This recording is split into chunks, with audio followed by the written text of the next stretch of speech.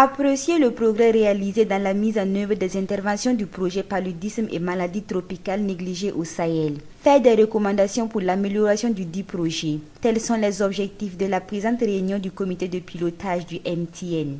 Un projet qui aurait fait ses preuves au Burkina Faso, à en croire Dr Smaïla Ouedraogo. Nous avons pu réaliser, vous avez dû le constater, la sémioprophylaxie séjournée du paludisme chez l'enfant. Donc, je crois que c'est dans le mois d'août, juillet-août, nous avons procédé à une distribution de médicaments sur les enfants pour les prévenir des cas de paludisme. Et on a vu dans notre système de santé effectivement que les semaines et les mois qui ont suivi cette distribution de médicaments, il y a eu une baisse substantielle du nombre de cas de paludisme chez l'enfant. Pour le directeur de l'Organisation ouest-africaine pour la santé, l'accès aux médicaments serait l'une des solutions pour la lutte contre le paludisme.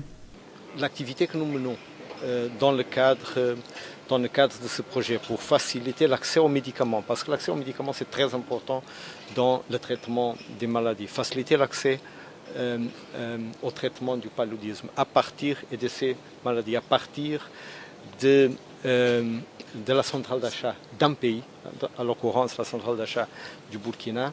C'est une activité qui met ensemble les trois pays pour un fin commun. Mais aussi, on doit citer on doit dire que, comme vous le savez, les maladies n'ont pas de frontières.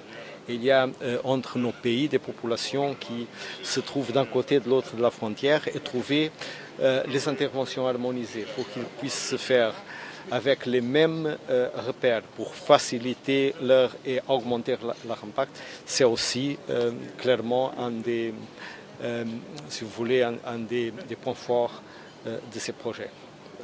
121 millions de dollars seront injectés dans ce projet pour la lutte contre le paludisme.